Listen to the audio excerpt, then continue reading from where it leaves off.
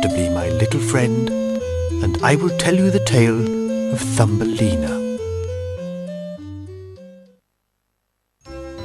Long, long ago, in a house on the edge of a village, there lived a kind woman who had no children. She so wanted a child. When it seemed that all hope was lost, she decided to go and see a witch. Hubble, bubble, toil and trouble, fire burn and cauldron bubble. Help me, I so want to have a child. Why should I not help you, my child? Here is a grain of barley, but do not be deceived, for that is not all. Just plant it and you will see.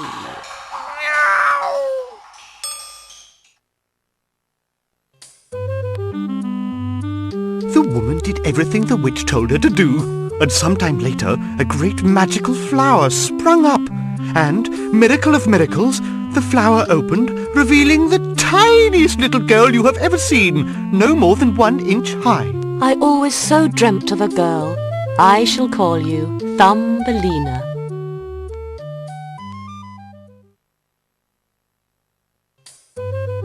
Thumbelina's cradle was made from a walnut, and her blanket was a rose petal. She slept in the cradle, and in the daytime she played on the table. Now one day, the biggest, ugliest toad you ever saw wandered through the window and hopped right onto the table. What a fine bride for my son!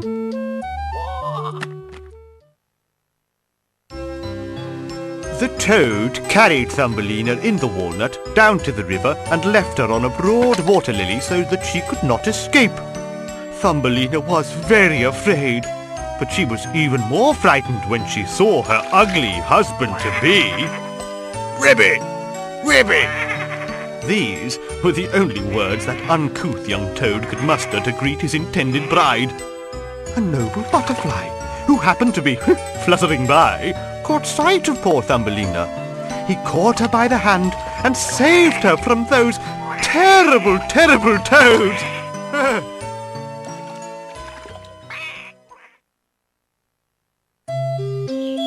The shore of the river was sweet with the smell of flowers. The butterfly turned round for just a moment to pick one for Thumbelina, but she was so beautiful that a maybug took a liking to her and stole her away.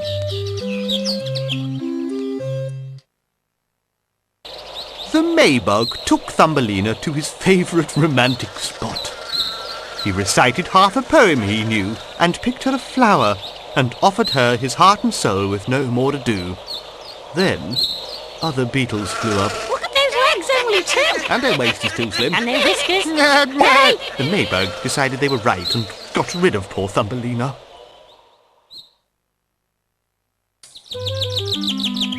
Thumbelina lived the whole summer long all on her own in the woods. She plaited herself a bed and ate sweet pollen and drank dew. By and by, the autumn came and the rains fell, and Thumbelina had to leave her leafy summer home.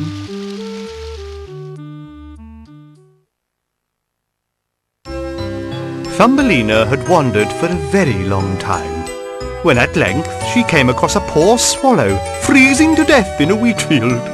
Poor little bird, you can't fly away to warmer climes, and you will perish here, just like I will. Thumbelina covered the swallow with big leaves, hoping it would get warm and be able to fly away. A field mouse, which lived in a neighbouring burrow, saw the girl. You are cold, my dear. Come into my burrow. You can warm yourself and have a bite to eat.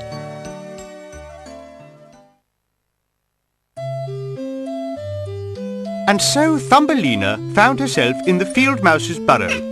Before she had time to eat or even warm herself, the field mouse's neighbour, Mr. Mole, came to visit. Thumbelina had to sing and dance for him, and though Mr. Mole had no time for the sun or flowers, to say nothing of birds, he took a great liking to Thumbelina. Thumbelina stole away from the field mouse's burrow every day and went to see the swallow. She brought him fresh water and wheat grain and spoke words of kindness to him. Dear swallow, I do so hope the kind golden sunshine will come out and warm you so you can leave this cold, cold land. One day, the fat old mole declared he wanted to marry Thumbelina. Poor Thumbelina did not want to marry dull Mr. Mole and live deep underground. However, the field mouse insisted, and Mr. Mole would not be moved. So Thumbelina begged for leave to look one last time at the sun and her own dear, dear swallow.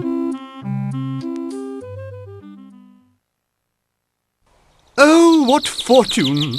The sun had come out and warmed the swallow, and he was completely better, and flying through the sky as well as ever before. Thumbelina, Thumbelina, leave this cold and cruel land. Sit on my back and we will fly far, far away.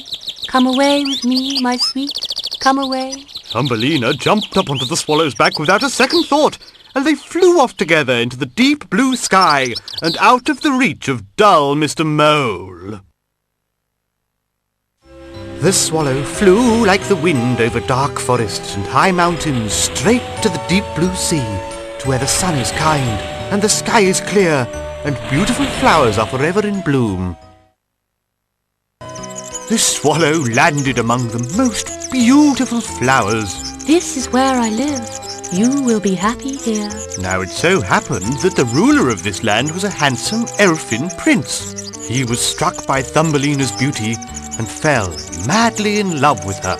Be my bride and queen of all the flowers. Oh yes, with all my heart. Now there's a proper bridegroom, not like Toad's ugly son, or the fat Mr. Mole, or even the gallant Mr. Maybug. The elves were all as happy as can be, and they shouted for joy and clapped and danced and cheered and sang. At long, long last, they had a real queen.